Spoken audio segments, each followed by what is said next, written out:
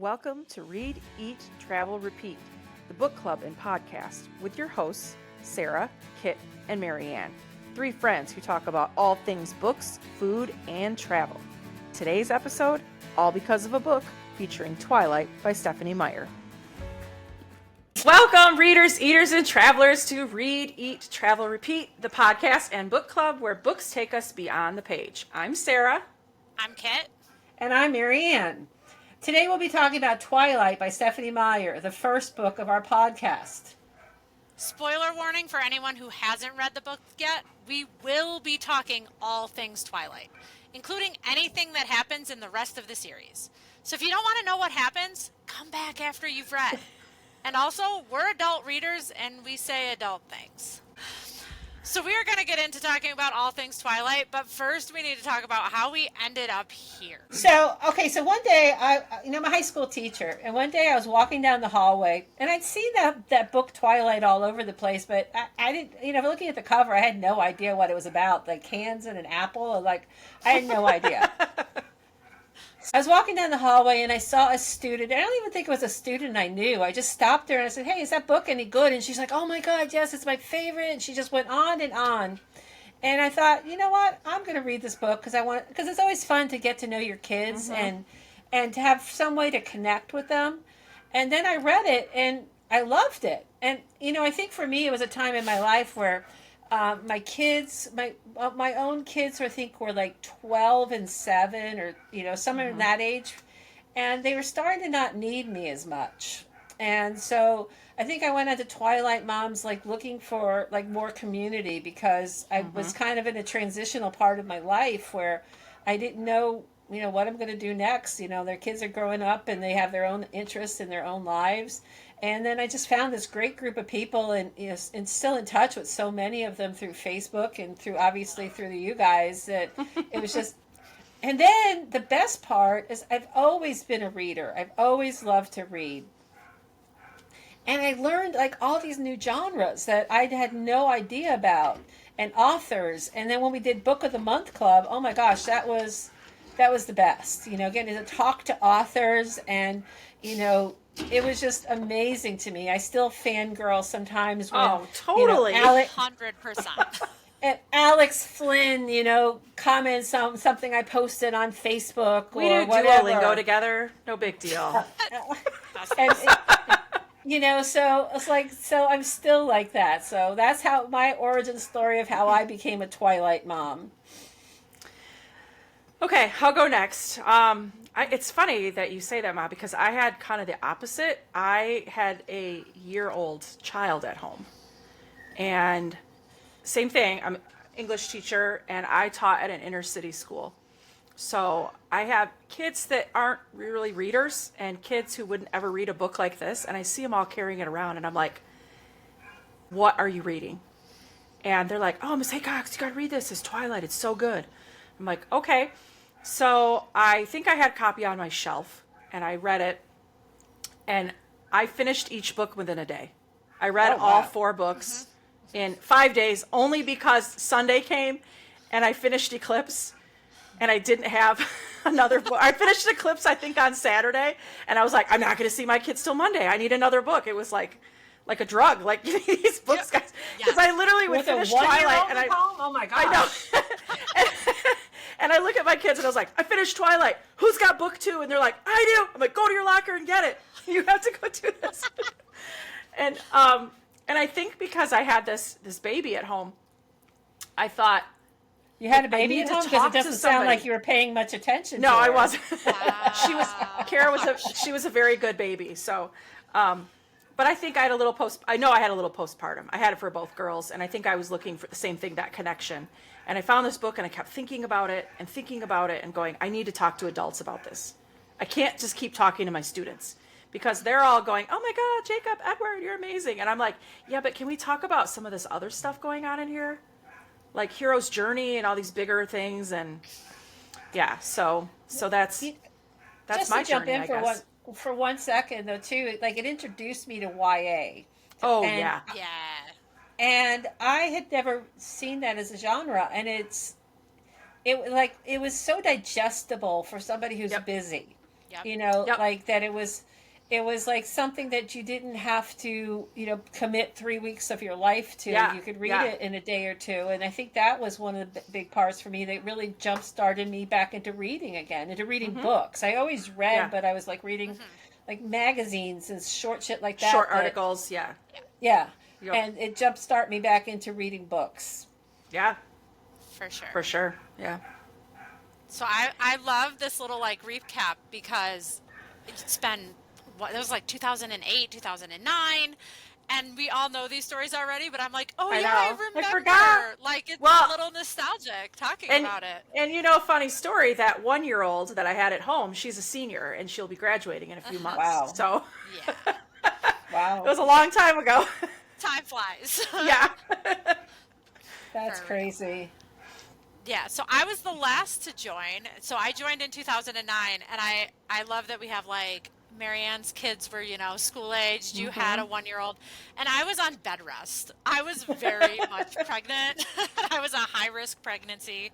I had had multiple miscarriages, and I was going Oh. out of my ever loving mind. And it was the middle of winter. And I remember being like, I just need it was like like you said, it's kind of like a drug, right?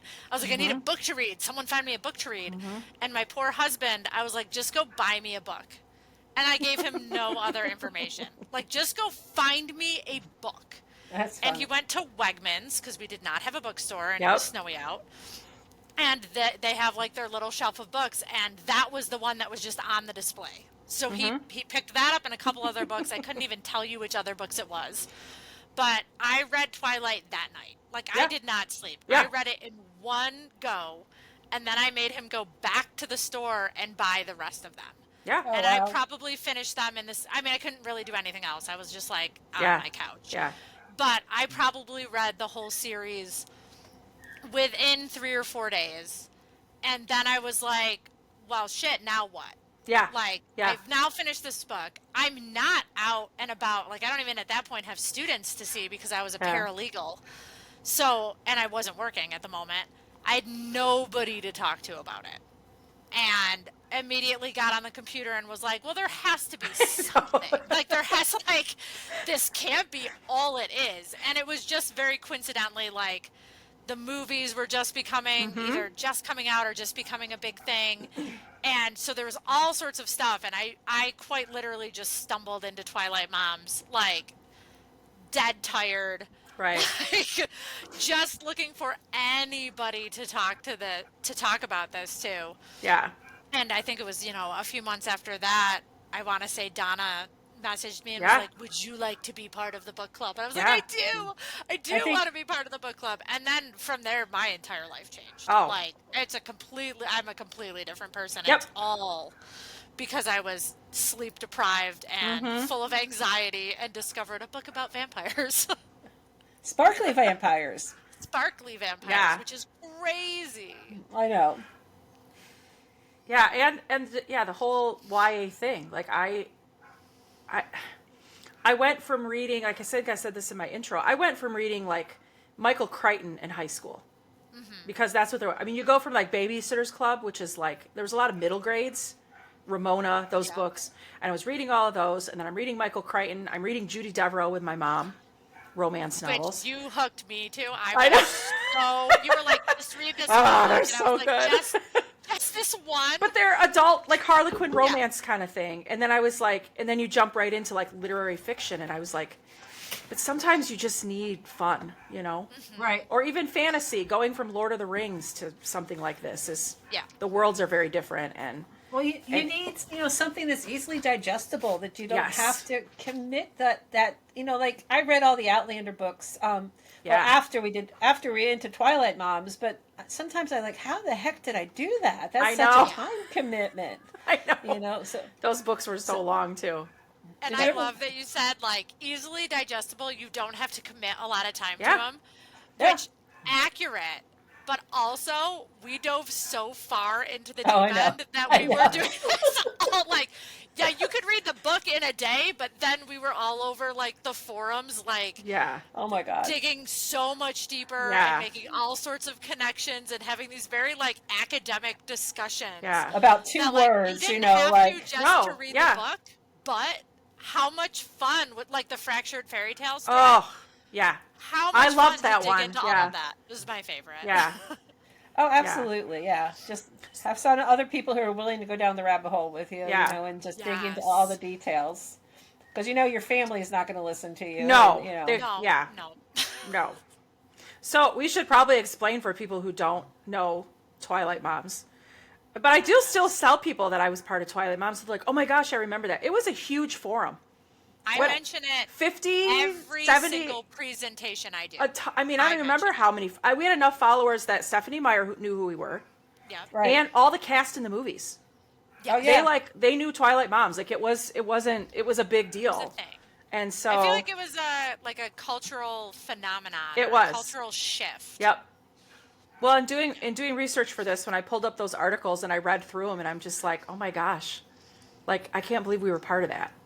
Oh, I know. It- You know? I mean, when I said it, like changed Oh, my 100%. life being part of that group because there was people from all over the world, which Yep. was so much fun to get different perspectives Yep. on the books, on the movies, from all over the world. But it also, like, one of the things as I was like thinking about, what are we going to talk about on Yeah. this podcast, was why. Yeah. Like, what Yeah. was the touch point there Yeah. that made it so that something like Twilight Moms could go from like 5 people sitting in a room talking about a book like in a very traditional book club way to what it became, which was Yeah. tens of thousands of Yeah. members Yeah. all together around this one Yeah. thing, which at the end of the day it's a book. It's a book about a kid who discovers vampires and werewolves Are real. Like it's a very basic Yeah. concept, Yeah. but it was such a shift in how we read books and how we interact with books and how you can like build a community around a Oh story. yeah. Well, Absolutely. I guess so too. Is like the internet. I mean, it had been around for a while then, but it was still relatively new. So I think that was part of it, probably too. That ability to be able to connect with other people all over the world so easily. Yeah. Yeah. Yeah. I'm still friends with so many. Oh, so absolutely. Many people Yeah. through Facebook. And It's- how many have we met in real life? Like Oh, I know. I know. like besides Even- the three of us, because the three of us have actually met several times. But even the like stranger danger, like don't go meet like don't go meet people that you only know from the internet. And we were all flying to Florida together, like I know, parents right? driving across the state, and I'm like, I'm at the hotel, like can't wait to see you. We don't know each other. It's fine. Well, I know my mommy board. I have a mommy board I was Oh, on that's when, right, when yep. Kelsey was born. And Yeah. like we did kind of like the 6 degrees of separation. Like if Sarah met you and she told me and I met Sarah, then I knew that you were okay. You Yeah. know? So that's Meanwhile, I just flew from New York and met Sarah at a hotel. I was like, she Yeah. seems fine. and then we like think we stayed in the same hotel and room, didn't we? Like, okay, sure. We shared a room Yeah. together. Day one. We was the first time when we went to the conference Yeah, at Disney. At Disney, NCTE. Yeah, at Disney. Yeah. Oh, and then Sarah, you and I went to ALA in isn't it Chicago. ALA we went to Chicago, yeah. Yep. And then we also We- did the Disney half And then marathon Disney- together. Yep. We did. We ran a We half raced. marathon. And Sarah, you and I went to Chicago too, right? Did No, you we go went to Kentucky. You and I ran the. But where Oh, did we we did go go to to meet Paul? Not Paul. Alex Morass. Yeah, we were in Chicago. Yeah, yeah, yeah. I think that was for Vampire, another NCT. Vampire Paul. Vampire Paul. And also one of the Volturi. I don't remember. But not Arrow one. Not Arrow, yeah. Not Arrow. I'm Yeah. gonna look it up. Not Arrow and not Caius. So the other one. The other one, yeah. I totally forgot about him because I love Paul Morass. He's just like. I my have that fake picture hanging boyfriend. on my wall upstairs. Do you? I have it. I do. I have it somewhere. I feel like I have it, yeah, somewhere too, hanging up. But yeah, It's a good one. I remember thinking the same thing when we first went to meet, and my students were like, "Where are you going?" I'm like, "I'm going to a conference in Florida." Well, who are you going with? I'm like, 2 people I met on the internet. But you told us not to do that, miss. I'm like, but we talked for a Right. few years online before. Right. And I think this was But all, we- of course, we worked before. It's a yeah. job. Yeah. It was all before, like, people were doing video calls. Remember, there was kind of was Skype, but nobody ever Skyped. Like, Yeah. And now it's like the stuff is so easy. How did we even do the author chats we used to do? What my technology gosh. did we use? It even was all remember. like Had to be blogging. Skype. No, because we I didn't don't think it do was video Skype. with them. Remember, in our book Did club, we we would not do video? live chats right on TwilightMoms.com. Yeah. How Or was did that we when we- do like Maybe BFG that was- summer camp? Oh my God, I forgot about that. Oh, I forgot about that too. Which I is the feel other like we thing. must have used some Skype for that. Yeah, maybe.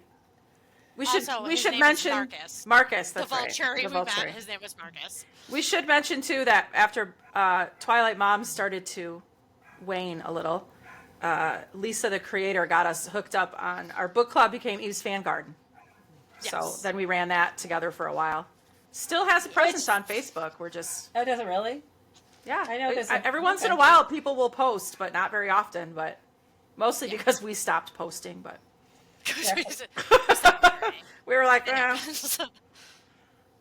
well, then you're right. The kids got older, and you're like, yeah, there's I can't have a life right now because my life is my children, and Yes. I Which is was- how I we know- ended up here. Now Yes. all the children are getting older because They're all- yours yep. and mine are both in high school. And Mine Shelby are all mine are driving grown and and self-sufficient married. soon. I know yours are all Right? grown and married, and I know. No grandchildren though, but yeah, I have grandcats. I would say Kara will be leaving soon. Elena's a freshman in high school, and she eats, sleeps, and breathes gymnastics. So that's my life right now. And I was like, yeah, I miss this. I miss talking about books with people and meeting authors. absolutely. And I How many authors have we met? Oh, I know. So- Like a ton. But I think it's like to like circle it all back together. When Mm-hmm. we talked about like what was it about that moment that made Twilight Moms Yeah. work, it was just like a moment in time when everything came together, where Mm-hmm. like we were all in the right place to find the book, and like the technology was there, and this, that, Yep. the other, which is kind of how we ended up back here now. Is Yeah. that we're all kind of coming back to that place where like, all right, I have a little more time Yep. for what is something that I want to do that I enjoy. That's kind of Yeah. like a passion project for us. Yeah. And we were all in Florida at the same-ish time and could not And did not we were meet this- up. We were like 20 feet away from each other and couldn't I get know. our lives together Yeah. enough to see each other. Yeah. So I think Sarah, I think you're the one that texted. That was like, Yeah. what I if was- we did I a couldn't believe it. podcast? When I'm in. we were at Disney again, Kit and I, the same weekend, and I got back to the bus So busy. station, and we'd been on Tiana's Bayou ride, and I literally looked, and your post said, We were in the country finishing Bears. the day in Country Bear Jamboree, and I was like, my God, I haven't seen you in like 10 years, and I couldn't, Yeah. I don't think I would have walked by you without not knowing you, because your hair is pink, but I'm hard to miss, even in the It's dark. pink I kept today. It looking. might be a different color tomorrow. it might be different, but I It was... blonde, but it was blonde and like very curly. It was yeah. noticeable.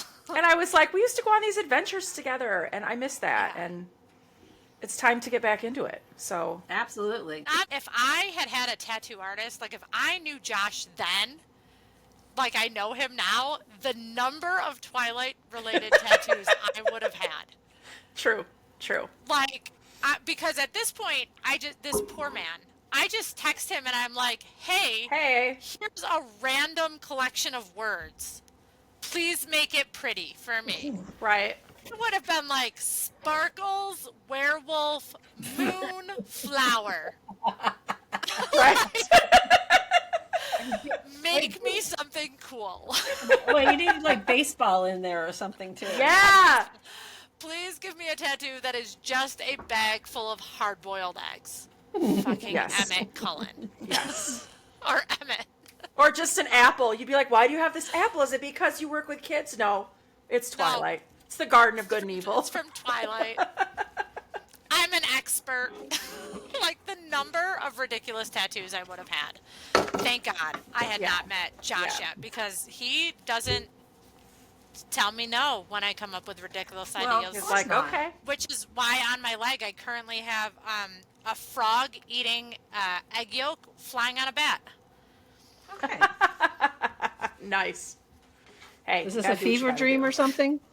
It was, so this is a side story, but it was a TikTok video of like people or an Instagram reel or whatever of someone cooking frogs like to eat, and for whatever reason they're putting raw eggs in their mouths first. Like, so Okay. they would spoon an egg into the frog's mouth and then they would cook it and then they eat it. And it was, again, one of those like moment in time things. For whatever reason, we both became like very obsessed with like the why. Like, why, and we couldn't find it anywhere. Like, why are you doing this? So I sent more videos than there should be in this world of frogs eating eggs to my poor tattoo artist. Okay. Who is now like one of my good friends. Yeah. But like, and I'm terrified of bats. Yeah. So then that became like a separate through line. And then I was trying to come up with a tattoo because every time I go back to Syracuse, I get a tattoo. And I was like, I literally just went, what if it was just a frog eating, like a fancy frog eating an egg and like a bat's involved somehow. Not just a general frog, but yeah, he has to be fancy. frog. He didn't end up being fancy. He's much more carefree Nice. than what I had in my head. And Nice. and he was like, what do you want it to look like? I was like, I literally don't care. Like, I go mean, to how town. exactly do you have a fancy frog? Please, I don't understand how He you was do going to that. have a top hat and a monocle. Oh, okay, So like of course. the planter's My nut bad. guy, but a frog. Yep. Oh, that's brilliant. That's brilliant. The shit that I say to this poor man. He puts up with a lot. I appreciate him. All right. If that makes the podcast, I appreciate you, Josh. For Maybe he could be- humoring. He could be a sponsor. Right. Yeah. Sponsor our. Sponsored by Kit's The Addictions. Ridiculous Tattoos. Yeah. Okay. Who wants to give their initial reaction first? You go, Sarah. Okay. My initial reaction when I first read this, I feel like I had never read anything like this in my life, and I didn't even know how to explain it, why I was drawn to these characters so much. It was just really weird. I just had never read anything where I was so into it that I couldn't move on to another book for a while, Right. basically. I think for me, I don't know that I'd ever read anything else supernatural because that's not really something I normally do. And mainly because I'm incredibly squeamish and I don't like bloody things. Mm-hmm. And so I think I always assumed that like vampires and blood, it's going to be gross. It's vampires and blood. Yeah. And I was like taken, like, wow, this is really cool. It's like normal people, but some of them are vampires, and I can deal with this world. Like I think I don't know if I told you guys, I tried to read Harry Potter. Oh yeah. And Yeah. I got through like the first book, and then when I was on the second book, I couldn't keep track of all the vocabulary. My brain doesn't function well that way. So for me to be able to read these supernatural characters but not have to learn a whole new vocabulary, I think that's what really struck me. Yeah. Well, and it was like you said too. It was like it's a real place. Right. So it literally was like real, but like a little bit of fantasy mixed in with something that like really exists. So you didn't have to learn a whole world and a whole. Right. It was like Yeah. Yeah, I think for me, like it was definitely in the same vein of books that I've always read, in that the idea that like you can go find magical shit out there. Like that was always the kind of books that I liked. Like The Lion, the Witch, and the Wardrobe. Those are just regular kids that stumble into something amazing. But like you were saying earlier, Sarah, like at a certain point you stop reading that stuff because now you're a grown-up. And like you've moved on to grown-up things. And at the time I read Twilight, I was a paralegal. I looked like a paralegal. Like I had the long brown hair, there was no tattoos. I was trying to be like a professional adult. And when I read these books, like when I think back now, I'm sure I had a million thoughts that were not all like wholly sane. Right. But like when I think back now, the thought that I like the nostalgic feeling I have about like what it made me feel was that it's okay to just enjoy things. Yeah.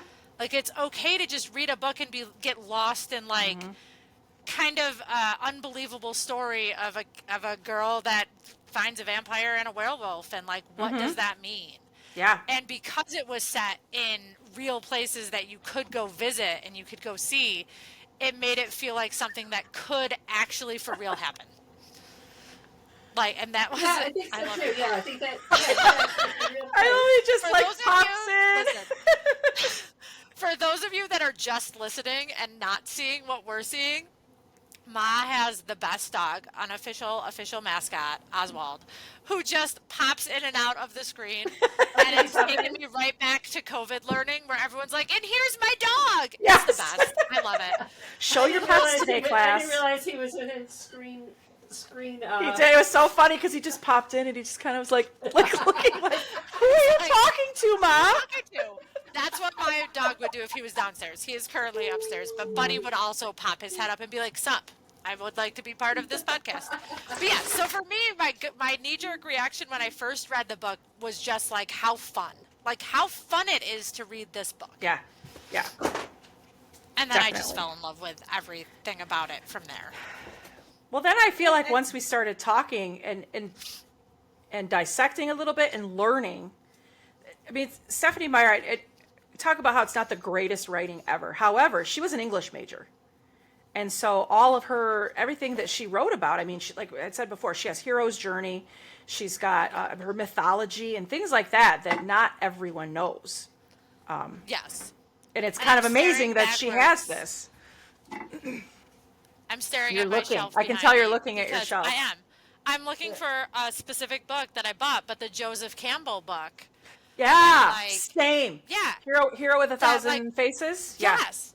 Once we started talking about these things, and I mean, I was a history major in school and I was a theater minor. So I read books, but I had never studied books. Yeah. So even though I'm tapping the book as if everyone can see me touching my Twilight book. So even though this book maybe is not like the best written book, it tapped into all these other things where suddenly I was learning so much more about like literary devices and like connections and these crazy things, which eventually led me to become a librarian. So now I do this stuff all the time. But there was something about this specific story and this specific book that just went, oh, it's not just fun to read the book. It's fun to explore all these other little things that are connected to it, too. Yeah. Well, we talked too about our the connections with the people, though. I think that was a big part of it, though, too, is the connections we made with other people.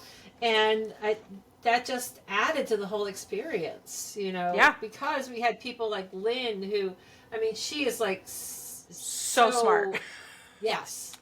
And like So I played smart. Wordle with her, and I went not Wordle, Words with Friends. Words with Friends. So I mean, that's got to be 10 years we've been playing it at least. Yeah. Like when I actually win, I feel like I should like take out a newspaper ad because I beat Lynn, you know, and so when she would be talking about some of the details of the book, I was like, oh, I never saw it that way. That's really interesting. We got into the whole fractured fairy tale. I mean, there were we moderated, of course, the literary part, which was kind of nice. Yes. But even the chats that I hung out in were fractured fairy tales and things like that. There were some that was just like, ooh, Edward's so hot. Ooh, Jacob's so hot. And I was like, yeah, I'm okay with it. They're kids. Like I don't need that. But those are children. yeah, and I worked on my master's Edward was thesis. 117 years old. So Fair. He was too old for all of us. He was too old for every last one of us. He was slightly geriatric. He was. So I Flawless skin though. flawless skin. marble skin, cold marble skin. Beautiful. It has a nice glow to it when you're in the sun. Which, of all the transitions we could have made, we were very specifically going to talk about what was it about Edward? What was it about Edward? And I don't know that we can talk about that without also talking about like what are our feelings about the book now? Yeah. Like, because I think I would almost find it impossible to talk about Edward like nostalgically without also acknowledging the fact that like wow. Like, so there's like 15 years ago. I'm not great at math. I'm 43 now. So I was, in my late 20s, early 30s when we were doing the Twilight Moms thing. And at no point when I was reading it then did I ever think that like the love for Edward was odd. Like I was No. like, yeah, I was firmly Team Yeah. Jacob, but I absolutely understood why people would be like, yes, Edward. Looking back on it now, 15 years later, I'm like, He's guys. he's a stalker, a good-looking stalker, but a stalker. And when I was rereading the book, I forgot how she described his clothing. Like in the movie, he's very much dressed like a contemporary teenager, and I was like, oh yeah, that makes sense. He's like jeans and a t-shirt and Right. like beautiful hair, and like he's sparkly, so like he takes good care of his skin. But like when I was reading the book, and I forget exactly the words, but he was like wearing like a cream turtleneck, Yeah. and yeah. some khaki pants, And I a was like, camel that's... colored jacket or something. I was like, first of all, hideous. very beige. That's not going to do anything for your skin tone. No. Let's To make And you look you've gray. been around long, yeah, you've been around long enough to figure it out. Like, have someone do your colors. Yeah. You've got this, buddy. But as an adult, like now reading it back, I find it so endearing that younger me, past me, was like, yes. Yes. This is Yep, it. khakis and a beige turtleneck. Flawless choices. And I was 100% with Bella on the like, yeah, I want that. Like, Yeah. yes. Yeah. I agree. Please come into my bedroom at night and watch me sleep. And watch while me wearing sleep. your Yeah. monochromatic Abercrombie and Fitch clothes. Actually, was it? Gap. That would be a Gap outfit. What I thought was really interesting, like for me, because I listened to it this time, and I think Oh, it was yeah. a whole different experience listening to it because, like, then I noticed so many times when she talked about his cold marble skin and his unyielding skin, and I'm like, this doesn't seem appealing whatsoever, you know. Let's go make out with a bust of He's literally rock hard. Like, his whole body. James Madison or something, you know. I'm just like, so I was like, I just didn't. I was like, where was the appeal of cold marble skin that's unyielding and like, I know. Do you think? Go ahead. I put, when I was reading, I kept thinking, why? Like, I got to be able to answer this. And I think that for me, the hopeless romantic in me, I love the idea of first love. And I think that high school love, that love you felt for that person, which now we look back and I'm like, like, oh my why? God, my high school boyfriend. No, but I think we all wanted that when you're that age. And so for me, relating to Bella, because I'm like, that's exactly what I wanted. And I felt odd and clumsy and not pretty. And here's this really good looking guy that pays attention. right? And you like wanted that. There's that mysterious thing about him. That's something about I want to go back. Like, it reminded me of high school in a good way. And I wanted to like relive that, I guess. And I'm sure I'm not the only one. I'm the only woman who thought that. Wow. I mean, there was tens of thousands Yeah. of us on Twilight Moms who I think all kind of had that same Yeah. experience of like, there's something about this relationship that leaves us like with a little bit of nostalgia. Yeah. And also like, I wish I had that. Yeah. Even if it was just, I wish Yeah. I had a book like this to Right. read when I was a teenager. Exactly. Because we kind of skipped right past that. Yeah. And suddenly there is this book and we can kind of relive our youth Yeah. a little bit through it. Yeah. And I know for me the connection to Bella was less like the clumsy plain, because when I was reading the book, 15 years ago, I was very plain looking, but when I was in high school I had bright blue hair and like I was very much like a you're going to pay attention to me kind of kid. But I didn't feel like I belonged, but I also was so deep into the like, I wanted magic to be real Yes. so badly. Like, and I still do.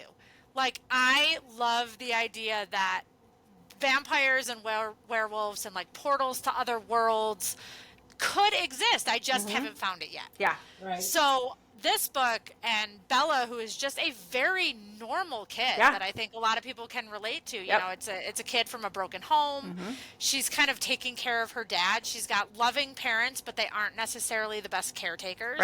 Right. So she's kind of assumed this very adult role, and suddenly she has the opportunity to to kind of be swept off her feet Yeah. and learn new things. And it's dangerous and it's scary, but it's also exciting and romantic. And she's got several different boys fighting over her because, of course, she does. She's plain and she's clumsy, and everyone's falling all over their feet for her. And But she's like fresh meat in the new in the new school. Yeah, Exactly. the fresh meat in the new Brand high new. school. Yeah. yeah, A And high there's, school like, that's a so mystery for small. her to solve. Yeah. Yeah. That They've like, all known each that's other what I since they related were. to. Yeah. Yep. Yep. Yeah. And Absolutely. you know, when Edward wasn't irrationally angry, he was very much a gentleman. You know, but Yeah. you know, but it's like sometimes I'm like, oh my God, he's like borderline emotionally abusive though. Like in the Yes. reread, I know. you know, like when Yes. he screams at her to get in when those guys in was it Yeah. In Port Angeles or Port like Angeles. You know, and I was like, it just looked like the time that the first time they met when he was at, or they were, the first time they met when he was her lab partner and he just like glared at her and glares she at her. you know, it was like, wow, what a guy, you know, really. Mm-hmm. Yep. And that's the, like, I was showing, I think, Marianne, you were off fixing your microphone, but I showed Sarah, this is like my copy of the book, and it's, the spine is broke, like exactly on the one page. But speaking of like emotionally abusive, page 264, for those of you reading along, it's where he's like kind of like needling at her, and he's like, as if you could outrun me. Like as if you could fight me off. Like he's trying to He's scare trying her. to scare and her. Like, Yeah.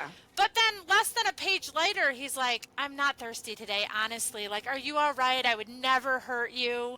And I was like, hold, like, yeah. When I read it the first time, like, you know, forever ago, I was like, damn, this guy needs some help, and she's the one to do it. And it was this very kind of a romantic thing. But I read it this time, and I was like, oh, like, you're 115 years old. Pull yourself together. Yeah. Right. But you're also bloodthirsty. You can't help yourself. So hormones, I guess. Vampire blood hormones. Yeah. Or something along those lines. Okay, so is that a metaphor that like Stephanie Myers was putting in there about like teenagers and hormones and being irresistible? Yeah. they're Right? they're all a little like we're all starting over the to place. Dig in, you know, like we did on Twilight Moms, you know, trying to find that hidden meaning in there. Uh-huh. Yeah. And I think that's what, like, because Sarah, you taught it in class, right? Like, Oh, all yeah. of those things that kids can relate to that lead to deeper discussions. Yep.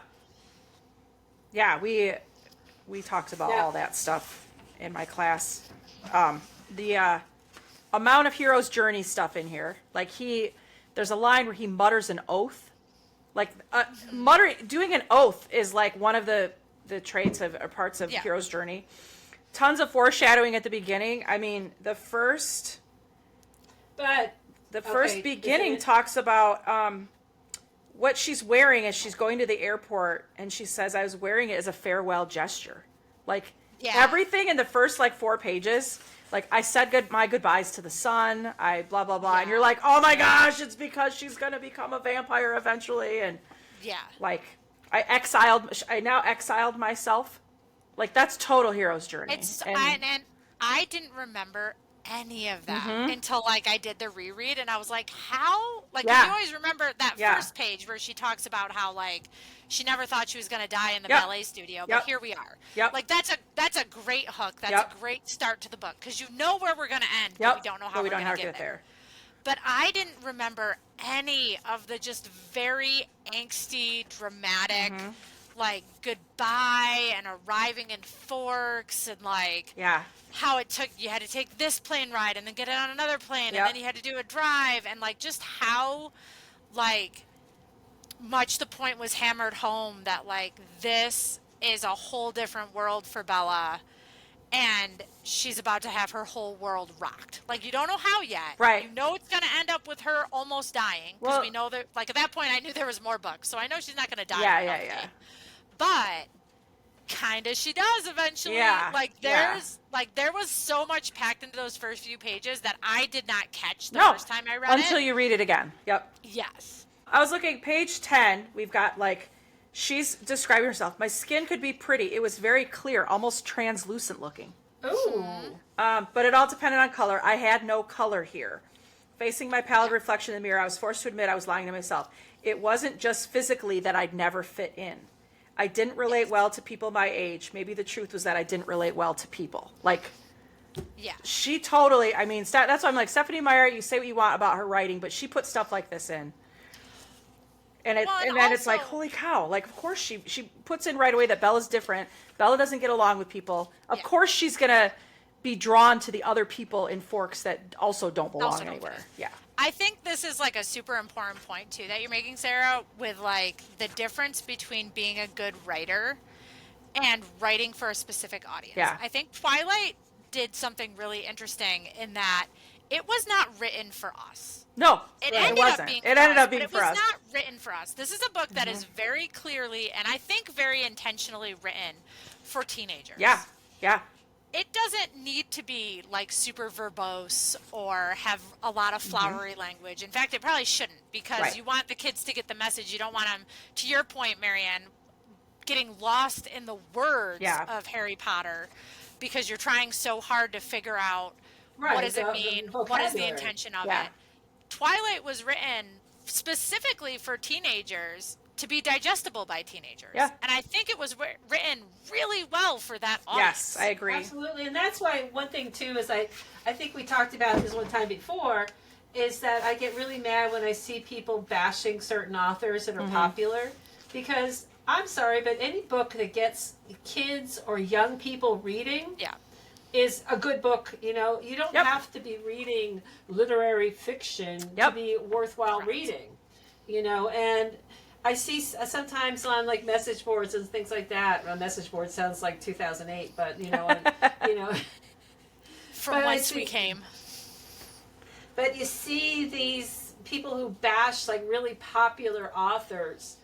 And I'm like, you know what? If that gets my 25-year-old, or actually she's 26, my 26-year-old daughter reading again, and she has a book club, I'm all for it. You know, I love the fact that she's reading. I don't care what's in the book as long as she's reading, because then 20 years from now, maybe her tastes are going to change, but she's reading. Yep, that's exactly it. I was just thinking about how our students of the 2025 would not be able to relate to certain parts of it, like the technological changes. Because this book is 20 years old, because it came out in 2005. It is, yeah. That's insane. You know, so I just, I know some of my students were reading it last year, and I just wonder how it's like historical fiction for them. It is, and did you notice when you were listening, Marianne, like there's a whole description about her computer setup at her desk, like how Charlie had taken like great, I have such a love-hate relationship with Charlie Swan, but he had taken like these great pains to make sure that the modem lines were like stapled to the floor, so she wouldn't, because she's clumsy. And it's dial-up. And it's dial-up. Which kids have no idea what that is. I can hear the AOL like in my head, exactly. you know. But there's a general rule of thumb in librarianship that once a book is 20 years old, it gets moved to the historical fiction section. Oh my God, really? This would stay in like supernatural probably, but like if I was I genre file my libraries, if this was like a contemporary fiction, it would get moved to historical fiction this year. Yeah. Like it would officially be classified. Well, just even too, the fact that, Bella didn't contact her mom for like 2 days after she got to Forks. Literally. Until she opened up her email and emailed her mom back. And I'm thinking, like, our kids would be like, well, why didn't she just send a snap when the plane landed or something, you know? Why does her mom even need a phone call? She can just track her on the Find My app or, like, where's my iPhone? Like, you don't even, like, Life 365, Renee would have been all over everything. Life 360 will notify you when your plane lands. Yes. Like mine, whenever I'm flying, it'll be like, we've notified your contacts that you have arrived. I'm like, oh my God, thanks. That's crazy. My children just track me and Find My Friends. As a matter of fact, Kelsey texted me today. She's like, oh, you're at work. I thought you were still in Georgia because because she was checking to see where I was, so. And then I think there was something else like about a phone book, and there was like so many things that our students would be like, huh? Yeah. What? Yeah. When they watch the movie, when they watch the film, and they roll in the VCR with the TV. Yes. Yes, 'cause that was in the book though too. Like the, Yes. Yeah, I'm like, Yes. I stream everything in my classroom. Like, Yeah, I don't right. even have anything in my room anymore that will play a DVD. I have to just download it or buy it if I I have to had show to a buy film. like an external DVD drive I have because one of we had those like too, a yeah. couple that like teachers Yep. wanted to use still, and I was like, I don't, I we don't, can't. our computers don't Yeah, do that. yeah. Yep. Yeah, I think it would be really interesting to hear from like teenagers nowadays, Yeah. kids these days, about how they feel about like, does that take them out of the story? Yeah. If they're Oh. like, what in the world is a modem? Like, does that take them out of the story, or are they able to just be like, it's a technology thing, I'm moving on? I think they would still understand modem, but I don't think they would understand like the chords and things like that. Yeah. I don't Yeah. know. Because I think that's still a term that you would use, Mm-hmm. but True. I yeah. feel like I've read somewhere once, or an author, and Stephen King is sticking in my head, but I'm not sure it's him, talks about how it's dangerous to put things like that in your novels because it dates them Yes. very quickly. Like putting seen- in names of songs even and things Yeah. like that. They're like, you shouldn't put I've any of seen that that in. discussion come up a couple times just on like author Twitter Mm-hmm. of like, you know, how what should you include and what shouldn't Yeah. you include, and a lot of it boils down to like, who is your audience? Yeah, yeah. Right. Like, is your audience really like, if your story is supposed to be kind of a nostalgic Yeah. story, then yeah, like go for it. But like if you want it to be timeless, you really Yes. shouldn't include that stuff. Yeah. Well, But it's that's, interesting. I feel like that's got to be hard to do because like there's no way to know which technology is going to become obsolete Right, and right. which is going to stick around. Right. And I've read a couple like of advanced copies of some books recently, and I can't think of any off the top of my head the names of them, where they were set like 10, 15 years ago. Yep. Yep. So that they didn't have to address like smartphones Mm-hmm. because Yeah. especially if it's like a mystery, like, well, why Yeah. doesn't she just Google it on her smartphone or Yeah. whatever? Why And- didn't she take a photo? She has her phone with her. Right, exactly. Yeah. So Yeah. like, so that they're not falling into that trap of Yeah. people going, well, you have the technology, why aren't you Even- using it? But Even if they use it, a lot of times they'll just mention, like I was on social media. They don't mention specific platforms or right, things like that because it's Yeah. just I checked my social media and blah blah blah and or a lot of times I'll find the characters like my phone died. I turned the phone off or I'm out of service so that it's easy to be like, this is why you Right. couldn't contact them Right. because you had no service or something like that. and that's the thing. Yeah, I mean, the book could be obsolete before you publish it, like when Twitter Yeah. turned to X, or TikTok Yeah. was Yeah. almost banned, and Yeah. that your book could be obsolete before it's even out and Right. published. Right. Yeah. Yeah. It is interesting to reread it again and be like, wow, this is really, It's of a time. yeah, totally of the time. Totally of the time. All right. Who has a favorite Right. scene? I don't know. I can't think of one right now.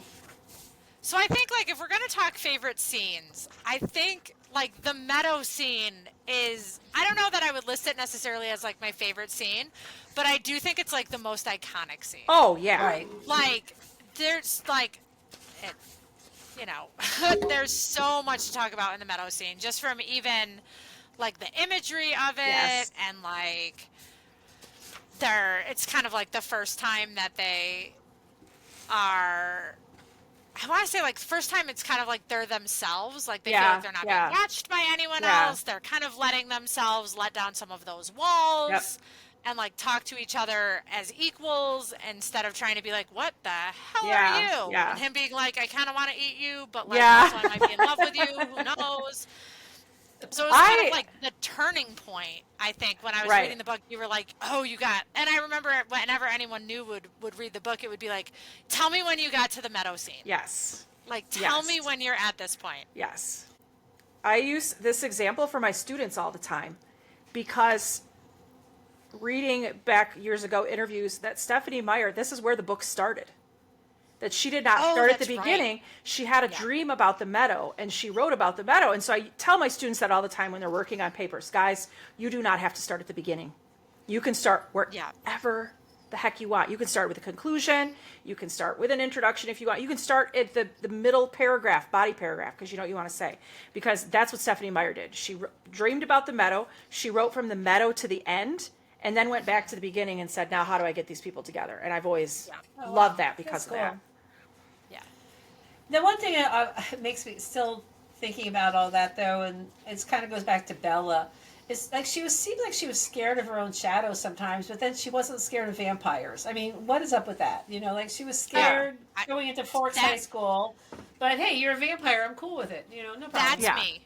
That's me 100%. When we talk about Yeah. like why I connected to Bella, I was a very, very scared kid. I was afraid of everything. My anxiety like ruled my like every decision making process, up to and including whether or not to join Twilight Moms and like when you guys like I still remember the first time we were going to Florida and you were like, let's do a phone call to plan. My Yeah. level of panic, I didn't talk to people on the phone. And I Right. was like, Yeah. it was terrifying to me to like take that step. Yep. But and again, like if there's something about impossible things Yeah. that peaks that bridges that gap of anxiety to I want to see what happens Yeah. next. And that it would have absolutely been me. I would never have transferred to a different school. Like Bella doing that, forget about it. I could never be me. But seeing As something literally a that I senior in can't high school. literally not. But seeing something that I can't explain, my curiosity would have completely overwhelmed my anxiety. Yeah. Like my need to know Yep. what this is, what this So is that's different. happening. Yep. And as a teenager who is super boy crazy, a cute boy changes everything. Like a hot boy giving you attention, yeah, Yes. sign me up. That's I think where I was. Hot boy giving me attention. Okay. I'm all over I that. don't care if you're a vampire.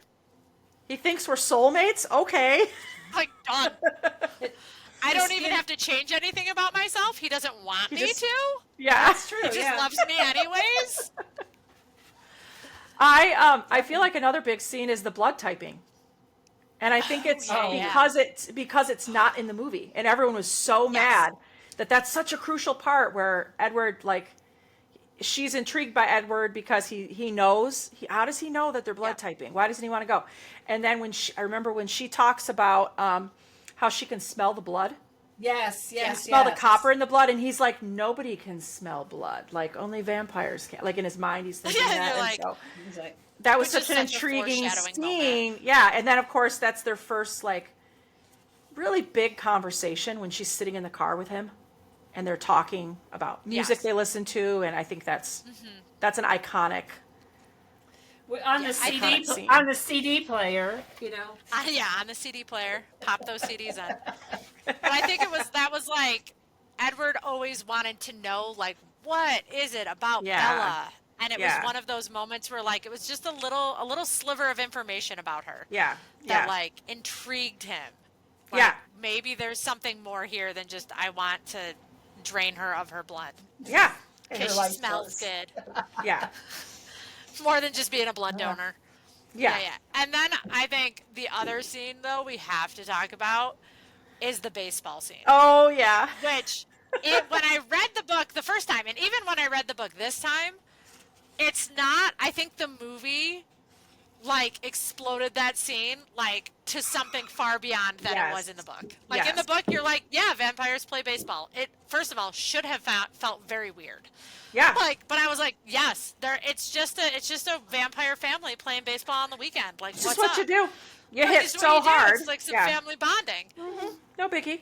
But biggie. the movie, like, the soundtrack, the lighting, yeah. the like crazy speed, Yes. slow motion camera work, like that scene is like I think it's the one you think of. And I think it's When hard I, now uh, after seeing the movie is like separating the two. I think that makes Yeah. the I reread know. harder too. Yeah.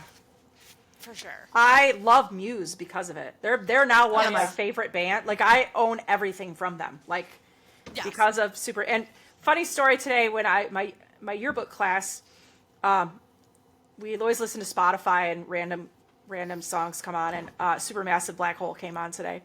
And some of my seniors, of course, who have read it, they go, I cannot listen to this song and not think of vampires playing baseball. You're like, Aw. yes, my work here is done. That's cute. I'm like, how perfect for today. We're going to go home and record this, and I'm going to be like, hey, guys. Yeah, like shout out Yeah. to my Yeah. yearbook kids. I also loved I feel like any of the scenes, I think Stephanie Meyer's really good at the dialogue. So any of the scenes where Edward and Bella were just talking and getting to know each other. When she's at his house, meeting his family, and he's playing the piano, and they're in his bedroom, and they're just talking and learning the histories in Port Angeles, in the car on the way home. Those are like, those scenes were just so good. So I think because she was so good with conversation, they were very readable. You just read it really easily. Like, this is a conversation I'm listening to. Really easy to like put yourself in Bella's position. Yes. Too. Like you could see yourself. This is a totally normal conversation. Yeah. That you could see yourself having. There was, yes, he's a vampire, but there's nothing supernatural about like the topics of conversation. Yeah. Like the way they're being handled. It's very like a this is just a conversation you would have with like a cute boy that you like. Yep. So he's asking her all the things. Like, what's your favorite color? What's your Well, that's like I random said, stuff. though. When he's not irrationally angry, then he's very much a gentleman. You know, Yeah. he's like the perfect date until he's pissed off because some stalkers tried to. That I'm going to rip their head off. Until he's overcome by like bloodlust and anger. Distract me. Distract me so I don't go kill them. Kill them in the car. Yeah, just prattle. I always love that. Just prattle about anything. I'm like, prattle? Who uses that word? Well, Prattle. he's a young gentleman from the early 20th century, so yes, prattle along. Oh my God, I love it. Just prattle on. You're good. But I think like all of that made it so relatable and so easily to digest. Yeah. And it's part of why people like devoured the books. Yeah, Because you're like, I want more of that. Yeah. For sure. I do think the flip side of that is Team Jacob. I'm absolutely going to bring him up because I was 100% all in Team Jacob. Yeah. And I think it was an interesting like thing that Stephanie Meyer did, and that not the greatest research on the reality of tribe, because that's a real tribe. Maybe not her strong suit. I wonder how they felt about it. Like, did she ask permission? I Hey, have could not I like been able to like make your figure tribe out. werewolves and? Yeah, like that to me was such a like, as someone with like my degrees are in Native American history. Yeah. Like I was like, what a weird choice to make. Yeah. To choose like a real tribe, but also like what an interesting like backstory and creation story and history to create. The mix between myth and reality, making it real but also like believable. Like, this is totally believable that this Native American tribe could be werewolves. Vampires. Well, because there's always been mythology around skinwalkers. Yes. And in so many different cultures, not just Native American cultures, that it isn't that big of a leap. Yeah. But I've always kind of wondered, like, was permission asked? Like, did they give her any information, like, from a research standpoint? And then the fallout afterwards, both like positive and negative, is you have now a spotlight on you. Mm-hmm. And how does that feel? Yeah. But also, Team Jacob. What I was going to As say a is side note. Apparently, Diana Gabaldon, when she wrote Outlander, she'd never been to Scotland either. Yeah. So, like, she just kind of made that stuff up. And then, like, kind of find out afterwards. Infuse some history into it. Infuse some history in. But like when Jamie calls Claire like socks, Sassenach, whatever. Yeah. Apparently that's not really what he would have said. No, that wasn't the real. It's not a term of endearment. But then again, when you're writing a book, when you're somebody who had a dream about a sparkly vampire in a meadow, and you write this book, do you really think it's going to become a worldwide phenomenon? Dude, 100%. Yeah. So she probably didn't think, more than her, her best friend and her husband might read it, So right. Yeah, exactly. Why do the research? Because who's going to read my silly book, so. So I have to tell you a funny story about Taylor Lautner, who, of course, played Jacob. So he's from Michigan originally.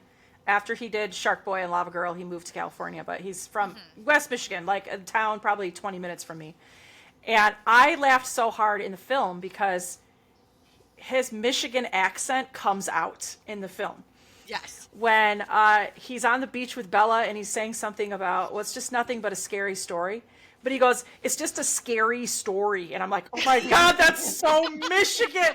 And now you cannot unhear it. And now when you watch it, Yes. you will be like, It's a scary story. scary story. Like, it's such a, cracks me up every time. I'm like, wow, we have an accent, and I know that. So, yeah. Yeah. Favorite quotes? So my favorite quote, there's some that are like so, like when you read them back, you're like, oh my God, like that is so like moving or poetic. Yeah. But I always write to, I decided as long as I'm going to hell, I might as well do it thoroughly. Yes. I was like, yeah. Like Yeah. like as an adult, when I read it the first time, I didn't recall that at all. But Yeah. as I was doing a reread, I was like, what a great line. Highlight. Highlight. Love that. I know. I love the stupid shiny Volvo owner. Yes. Like, we all went crazy over that, and it's the stupidest quote. Well, I mean, I'm gonna mess up the full quote, but the one that starts with and so the lion fell in love With the lamb. Yes. What a stupid lamb. What a sick, masochistic lion. Yes. Like, what a crazy, but we were all like, oh my God, yes. Do I dazzle you? Or, of course, how old are you? 17. How long have you been 17? A while. There's the one line too about how nobody was going to bite me when she was like, going she's scared and forks. No one would bite me. Yep. Yeah. And who was it that said it was Mike or what's his face there that was like, so did you stab Edward with a pencil or something? Yeah. Like just the sarcastic, way to make her feel bad that he hates her for no reason.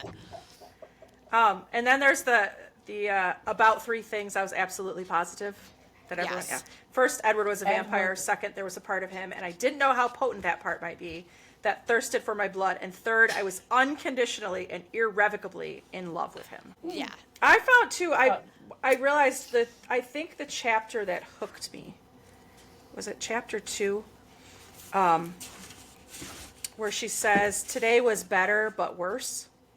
The next day was better and worse. Yeah, It was better and worse. because it wasn't raining yet, though the clouds were dense and opaque. It was easier because I knew what to expect my day. And then she talks about it, and then she says, it was worse because I was tired. I still couldn't sleep. It was worse because Edward Cullen wasn't at school at all. And I was like, I feel like when I read that, I was like, I'm hooked. Like, Yeah. I need to know where this is going. Well, and I think too, like when we talk about like the nostalgia factor of the book, everyone can remember like feeling like that. Like school is such a dramatic like time in your life, and having those big, huge crushes, and like you don't want it to impact your entire day, but like boy, But it does. Like knowing that you're gonna see that person that like, and for her trying to figure out like, does he hate me? Yeah, Like yeah. what is but also being so drawn to him. Like her emotions were all over the place, and I think anyone who was ever a teenager can relate to that feeling of oh, today sucked, but it's better. He's not here, and I wish he was here, but I don't want him to be here. Right. Like is so relatable. Well, and teenage, you're so manic. Everything is like really, really good or really, really bad, or really, really because the hormonally. So yes. I am a sucker for when the line relates to the title. Like, that makes me happy in books. When I get to the part where I'm like, this is the title. This is the title. You know, To Kill a Mockingbird, when like, it's a sin to kill a mockingbird. Yes. Yes. You're like, there it is. When Edward says it's twilight, it's the safest time of day for us, the easiest time, but also the saddest in a way. The end of another day, the return of the night. And you're like, that's where the twilight comes from, because it's safest for them. And I was like, the literary nerd in me got really excited about that one. I like that one a lot. Yeah. The scene where he's like talking about watching her sleep. This is one I have like such mixed feelings about, because like, first of all, don't be a creeper. Right. Like my friend, as an adult with like a teenage child, like absolutely not. But when he's I can't remember the exact line, but he's saying something along the lines of like, you were sleeping and you're relaxed, you're comfortable, whatever, and you said my name. Yeah. And I knew I couldn't ignore you. Yeah. like that moment of like, oh, this is That's when someone he that's been around realized. the block Yeah, a time or yeah. two, and he doesn't want, like, we know she's intrigued by him, Yeah. but we're not quite sure, like, is he murderous towards Right, her? Is right. this like an infatuation? But when he kind of admits to the fact that, like, hearing her say his name Yeah. hooked him in some way, I was like, oh Oh, boy, yeah. like, Yeah, yeah, I'm yeah. in. Yeah. Like, I liked the way that was written out. Yeah. What bothered me though on the reread was that he was, and guess I didn't catch it the first time, that he was watching her sleep before they started like, Yeah. hanging out, Yes. and that kind of creeped me out. Yeah. It's like one thing if you did that when like you're already a little thing, and but that kind of bothered me Yeah. on the reread. Yeah. There's a whole, like, I think we could talk at length about all the red flags that get Right. thrown in this book, and certainly, like, creeping into a teenage girl's room and watching her sleep is the reddest of red flags. Yes. Well, going along with that, when the first Especially night, when he has the ability to drain her of all her blood and kill her. yeah, Yeah, 100. He was but still the deciding. restraint that he was able to show. yeah, he was still Well, we should deciding be whether or not feeling. he was going to kill her. That first night, that when she's aware that he's watching her sleep, Yes. after the meadow, I love when she's like, I don't want to go to sleep because I don't want to say your name or whatever, and he's like, no, don't be self-conscious. If I could dream it all, it would be about you, and I'm not ashamed of it. Like, that's one of those, Like, like, what a great like line. swoon-worthy lines where you're like, oh, this guy Kind can't of sleep. gaslighting too. Like It is a little bit. Gaslighting. The almost Don't be 50-year-old in freaked me out says that that. I'm watching you sleep because Yeah. I'm sorry. I mean, I don't need to be like. But No, it's like true you said, though. Like, yeah. we have. Don't you having think that- that's like a little bit what makes this book so great? Is Yeah. that, like, you can come at it from so many different Yeah. perspectives, where, like, it's absolutely a swoon-worthy line for someone to say, if I could dream Right. it all, I would Yeah. dream about you. I'm not ashamed to say it. That I think about you so much Yep. that you would infect my dreams. It's But the also- the context that gets Yeah. us. And then you're just like, oh, but is that also creepy? Like, you Yeah. can think about it in so many different ways. And I think that's probably part of why this book hooked so Yeah. many people, because no matter what, like, entry point you had, you could find You could, something yeah. to relate to. And like for all of us at that point, like my kids were not old enough to be dating, so I wasn't thinking about it from like a, hey, what are you talking about? You're watching my kids sleep. Yeah. They were not at that point yet, so it did. Whereas now I'd be like, whoa, whoa, whoa, whoa, whoa, whoa, whoa, whoa, whoa. Yeah. Yeah. Can You we know. talk for a hot second about the parents in this story, though? Like, since you brought it up, the absolute lack of awareness that Charlie Swan has, not just of what's happening in his house, but in his, like, you are a police You're the chief, police sir. chief. But You he's have still been dad. trained in observation and investigation, and you have failed to notice vampires in your midst. Your best friend turns into a wolf, and there's a creepy man sneaking into your child's bedroom every night. Don't you wonder why the window is suddenly not squeaking? I love Charlie, and I love the actor that played him in the movie, which went a long way for me, because I did watch Right. the movie almost immediately after Yes, reading the book, yes. so they are very much tied in my mind. But, like, the complete lack of awareness is staggering. I wish that I know it happens more in later books, but the Cullens themselves are very funny. Like Emmett, he has some great lines, but we don't get Yes. that in Twilight. We get that in later Yeah. books, which is, Right. you know, And I'm glad that there were, like, other books to expand a Yeah, little bit on yeah. some of the story. I don't want to go down a total rabbit hole into other books, but, like, when I think about some of it, like Jasper being like a proud Confederate soldier, yes. which I, at the time, completely willing to overlook. The first time I read it, I was like, yeah, that makes sense. But, like, Right. now I'm like, oh, Jasper. Oh, Jasper, why You did have you have lived several lives since then. Yes. Maybe we should amend our thinking. Yes. I know you go to high school a lot, so I'm sure you've heard how the war ended. I'm sure you've heard. about how that worked out. And he probably didn't go to school in the South because sunlight. Yeah. So Yeah. So it's not I like he know. heard about the war of northern aggression. Right. For sure. Yeah, and I think, isn't it Breaking Dawn? I think, especially Emmett in Breaking Dawn, when Bella turns into a vampire. He has so many one-liners with her because they're just like Yes. brother, sister, They can like, banter now. yes. Yeah. And I love that. I love that for them. Whoa, whoa.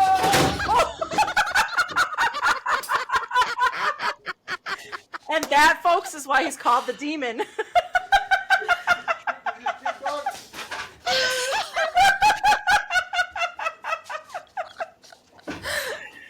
He just knocks the You door didn't want over. that door up, right? Oh, What else?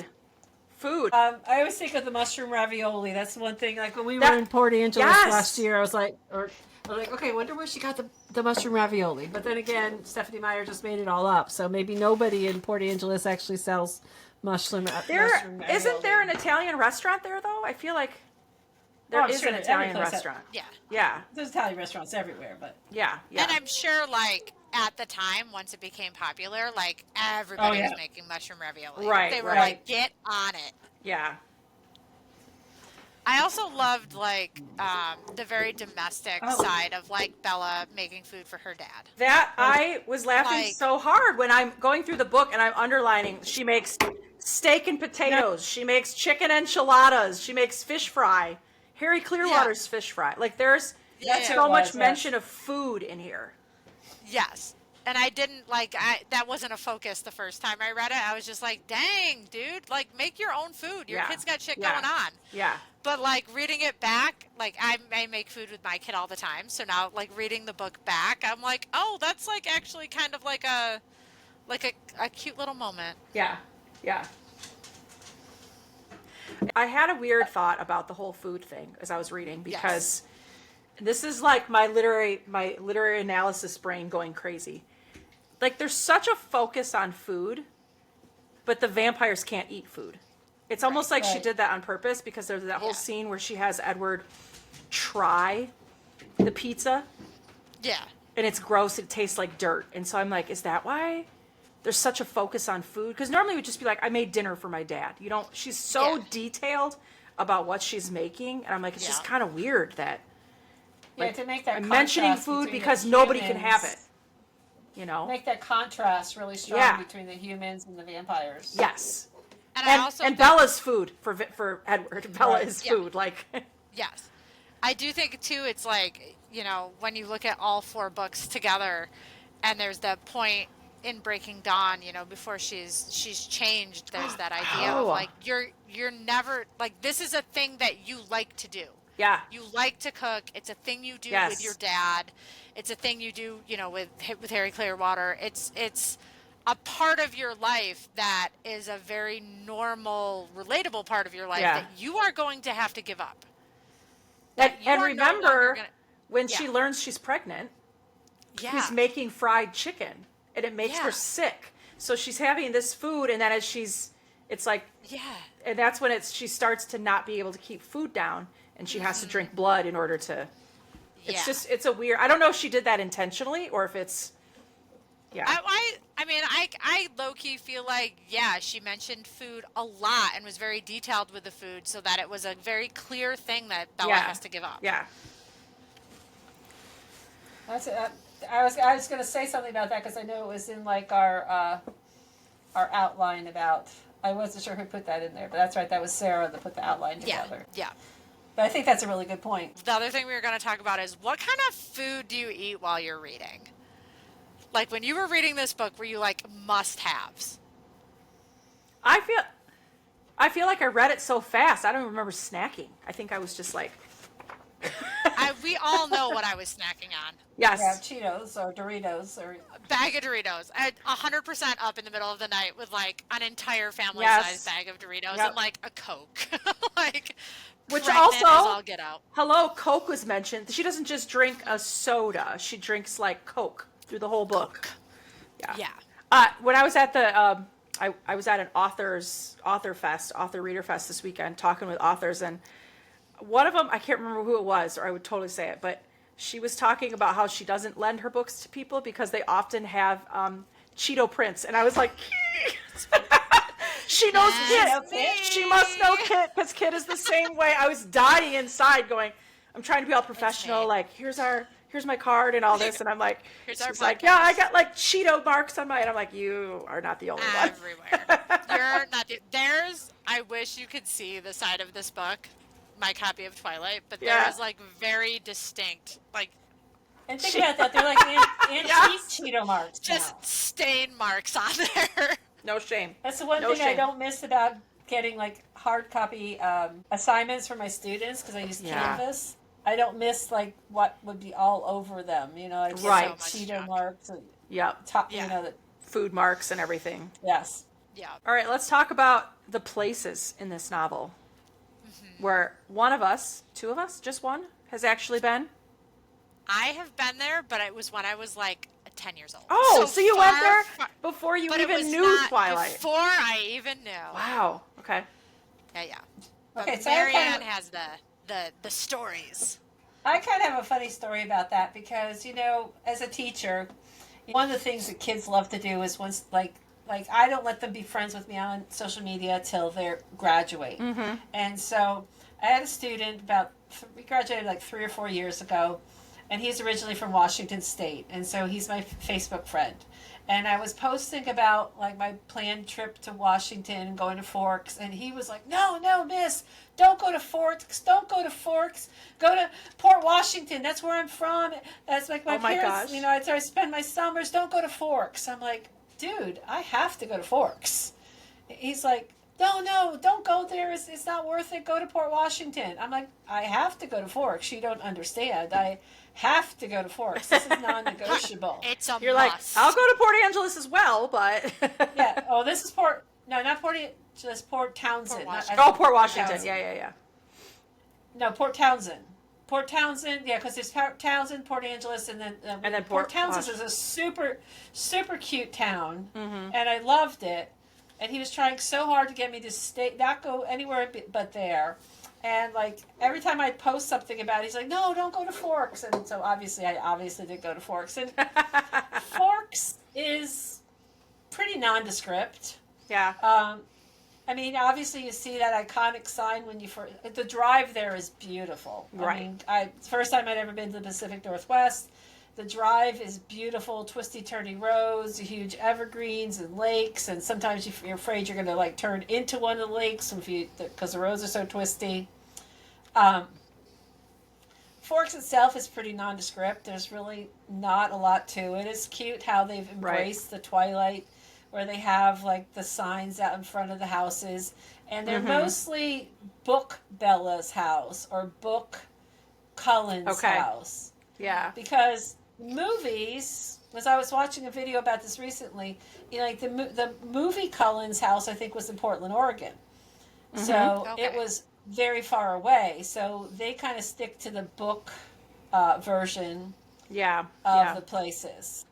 But honestly, I mean, it's just a small town. The visitor center was incredibly friendly in that they had 2 different versions of Bella's truck there.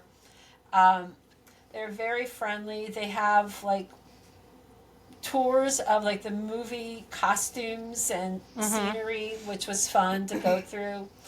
My saddest story from Forks is we were waiting to do our tour at the visitor center, and we went into the grocery store for something or another, some little Safeway grocery store or something, and I bought a hoodie there. And it was like the world's most comfortable hoodie. I thought it might give me a little street cred with my students who were reading Twilight, you know. And a year later, I was in Boston and I lost it. And it was the saddest moment. Yes. I turned in like a lost and found report because it was not only was it from Forks, but it was so comfortable. Right?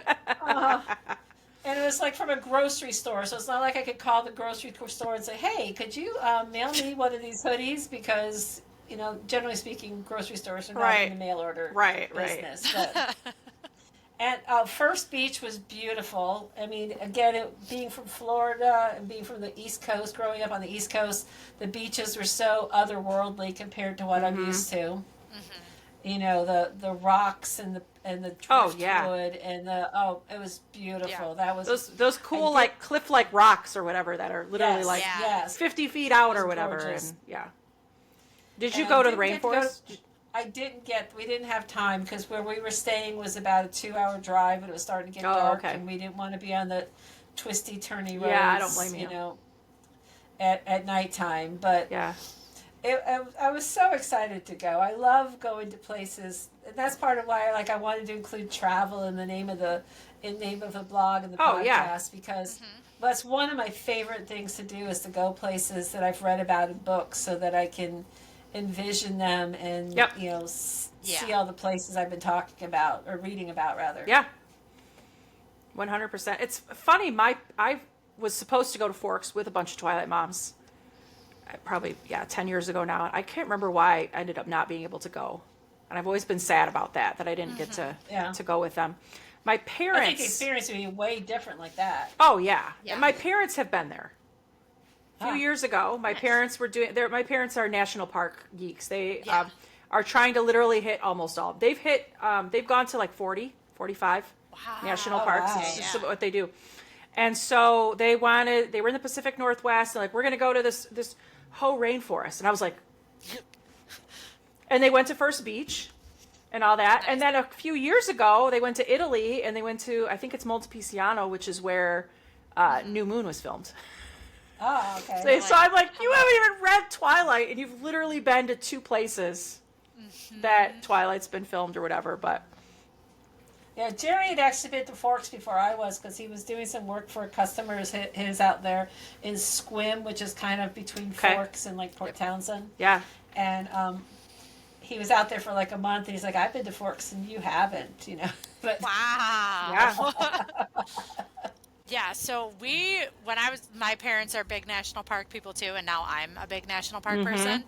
But we would do road trips every summer or like kind of big camping trips. And I've probably been out that way 2 or 3 times, but not, I mean, I'm 12 was maybe the oldest I was when I was there. But we would stay at Kalaloch Lodge, which is south of First Beach by quite a fair bit. But we would spend a lot of time like driving up and down the coast. So we've been to First Beach, we've been to Hoh Rainforest, we've been, all of these places, which I get so distracted when I'm reading that, like, as I was reading the book and they would mention something, I would be, like, texting my dad, like, do you have pictures of me on that beach? Yeah. I think that was at this beach. And I'm, like, lining them up with, like, the movie. And, I'm trying to, like, fun. figure out, like, have I been to these places? And being able to go, like, for me, where you're like, this could be real. Like, being able to go, I've been there was, like, so much fun. Oh, absolutely. But, and I want to go back, but I haven't gone back since, since this whole thing. Maybe we need a trip out there to the Pacific Northwest at some point. I think we do. I concur. I can tell you of a really cute little place to stay in Squim. We stayed in a railroad caboose. Oh, how fun! Stop. I would love that. Yeah, that would be so fun. It was like this little like Airbnb kind of place. It was like half a dozen, maybe 8. I don't think they had more than 8 like railroad cars, and like ours was Western themed. That. Yeah, that's so and cool. It was so adorable. I mean, I wanted to stay there, but like they had this non-refundable policy, and I hate dealing with that. Yeah. And then when we're in Port Townsend, Jerry's like, "Why don't you check that railroad place and see if they have an opening?" And sure enough, they did, and it was so cool. It was like the highlight of the trip. So okay, so our final thoughts. Do we think this book holds up? I think it does. Especially when you think of the people who it was written for. Maybe not for us anymore, but I think for teenagers, like you said, who are in the midst of their first love, they're looking for that magic. I think it still holds up.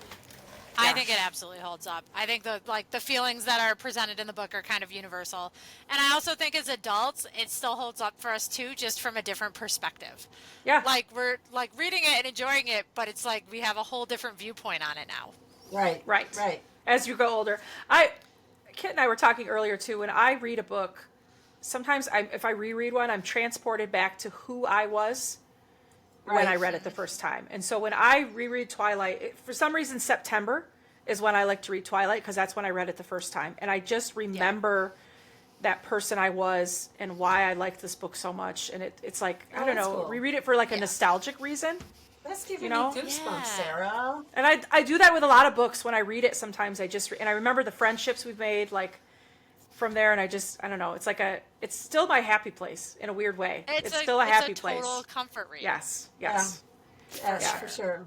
So I agree. I think it holds up. It's funny. I have more students now all of a sudden. I think you're right. We're going to see a surge again 20 years later of kids going, what is this book that people were reading? I'm seeing more and more on social media people posting about it. So I think it's going to come back.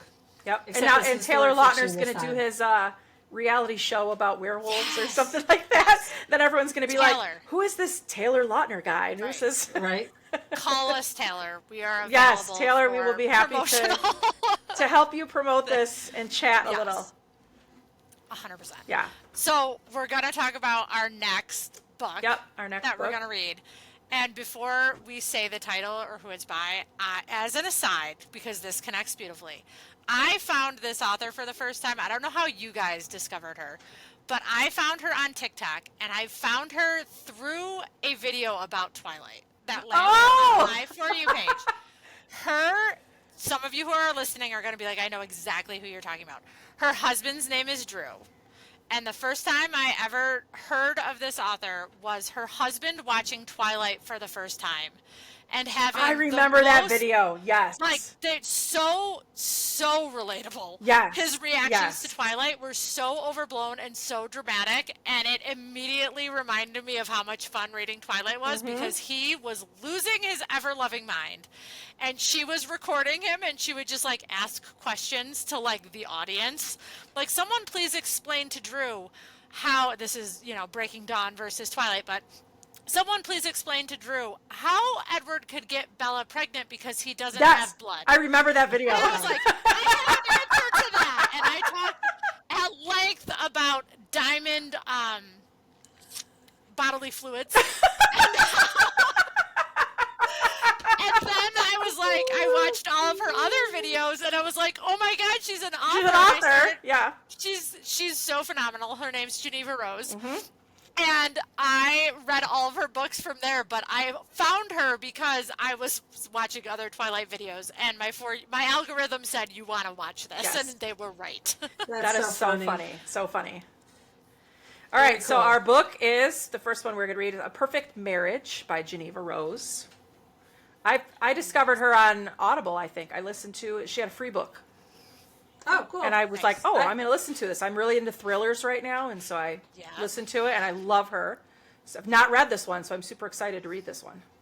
Yeah. And I've not read any of her books, so I'm curious to read it, because I didn't like thrillers for a long time, but now with my in-person book club, we do tend to read a lot of mysteries and thrillers, so I'm excited to try something new. Do we want a little synopsis of the book so that our listeners can decide is this the book for them? Sure. All right, so here we go. The Perfect Marriage by Geneva Rose. Would you defend your husband if he was accused of killing his mistress? Oh, interesting. Right? Yeah. Sarah Morgan is a successful and powerful defense attorney in Washington, D.C. At 33 years old, she is a named partner at her firm, and life isn't going exactly how she planned. The same cannot be said for her husband, Adam. He's a struggling writer who has had little success in his career. He begins to tire of his and Sarah's relationship because she's constantly working. And then out in the secluded woods at Adam and Sarah's second home, shady Adam, Adam engages in a passionate affair with Kelly Summers. And then one morning everything changes. Adam is arrested for Kelly's murder. She has been found stabbed to death in their second home. And Sarah finds herself playing the defender for her own husband, a man accused of murdering his mistress. Ooh. But is he guilty or is he innocent? Interesting. I cannot wait. Sounds amazing. Yeah. And the second book is coming out soon. Yes, second book, Perfect Divorce. A Perfect Divorce. Perfect The Divorce. Perfect Divorce. The Perfect Divorce comes out April 15th. Yes. So if you like this one, Yep. and we think you will, there's a second one coming hot on its heels. When is this one? When are we dropping our podcast? on this one? April 28th. April It'll 28th. be- And yeah. between now and then, we will have some stuff on our Facebook, some discussion. So if you are reading along with us, that is where you can find some places to dig deeper. And of course, on all of our social media accounts, we'll be ranting about books at all times. Yep. Sounds good. Yeah. Please follow all our socials, like and subscribe to this podcast. Nothing will help us more. Leave us reviews. It's everything that helps us get noticed. And of course, share with your friends. And if you have books that we should be reading, Yeah. tell us what tell they us. are. Absolutely. We love a book rack. Because our TBR piles Can't be bigger. Can't be bigger. At this point, we're going to be buried underneath them, and that is okay. And with that's me. okay. All right. Thanks, everyone. Thanks all. Thank you. Till next time. Till next time.